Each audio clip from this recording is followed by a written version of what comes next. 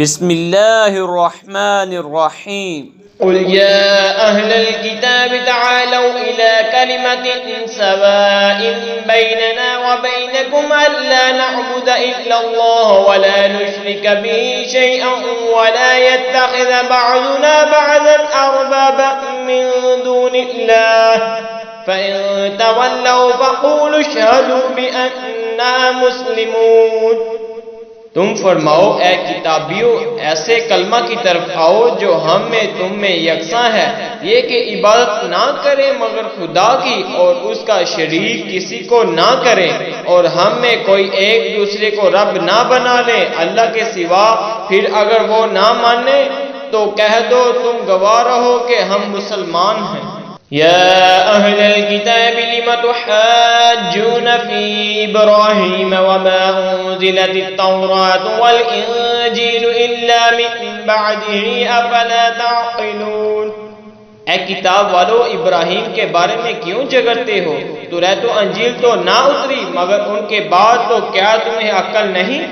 ہا انتم هؤلاء حاججتم فيما لكم به علم فلم تحاجون فيما ليس لكم به علم والله يعلم وأنتم لا تعلمون۔ سنتے ہو یہ جو تم ہو اس میں جھگڑے جس کا تمہیں علم تھا، تو اس میں کیوں جھگڑتے ہو جس کا تمہیں علم ہی نہیں؟ اور اللہ جانتا ہے اور تم نہیں جانتے۔ ما كان إبراهيم يهوديا ولا نصرانيا ولكن كان حنيفا مسلما وما كان من المشركين۔ ابراہیم نہ یہودی تھے نہ نصرانی، بلکہ ہر باطل سے جدا مسلمان تھے اور مشرکوں سے نہ تھے۔ ان اولى الناس بابراهيم للذين اتبعوه وهذا النبي والذين آمنوا والله ولي المؤمنين۔ بے شک سب لوگوں سے ابراہیم کے زیادہ حقدار وہ تھے جو ان کے پیروں ہوئے، اور یہ نبی اور ایمان والے اور ایمان والوں کا والی اللہ ہے۔ وَدَّتْ طَائِفَةٌ مِّنْ أَهْلِ الْكِتَابِ لَوْ يُضِلُّونَكُمْ وَمَا يَضِلُّونَ إِلَّا أَنفُسَهُمْ وَمَا يَشْعُرُونَ۔ کتابیوں کا ایک گروہ دل سے چاہتا ہے کہ کسی طرح تمہیں گمراہ کر دیں، اور وہ اپنے ہی آپ کو گمراہ کرتے ہیں اور انہیں شعور نہیں۔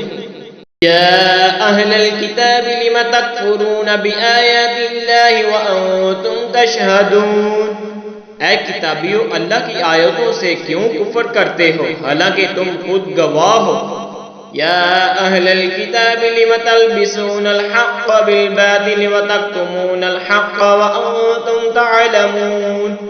اے کتابیو حق کو باطل میں کیوں ملاتے ہو اور حق کو کیوں چھپاتے ہو حالانکہ تمہیں خبر ہے۔ آمنت باللہ صدق اللہ